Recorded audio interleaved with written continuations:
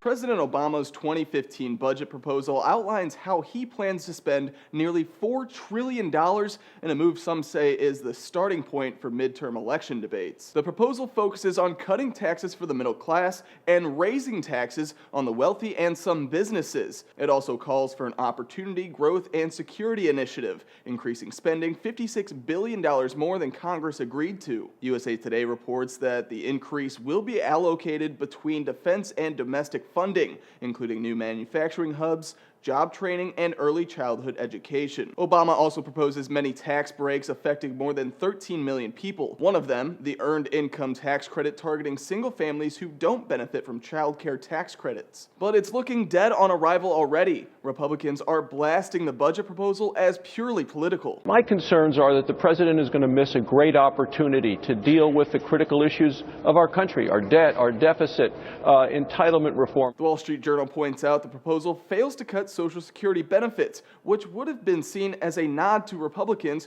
who want to see a decrease in the deficit. But some say the recent budget is just a reflection of the president's Opportunity for All initiative that he already discussed in his State of the Union address earlier this year. The people will see that the president's budget has a better chance of reversing the unemployment problem and the income problem than what the Republicans want to do. But Republican critics say the proposal calls for too much spending on anti-poverty programs that have been proven ineffective. Former GOP vice presidential candidate Republican Paul Ryan released a report Monday saying those programs offer little incentive and they should be redesigned to help the poor escape poverty. And as far as revenue goes, CNN reports the proposal calls for a fair share tax on those making more than $1 million, as well as a cap in tax deductions for high-income households. Now, keep in mind, Republicans control the House, so we're not betting the budget would see easy passage in Congress as is, but expect Democrats to focus on its provisions for the party's economic plan ahead of this year's November midterm elections.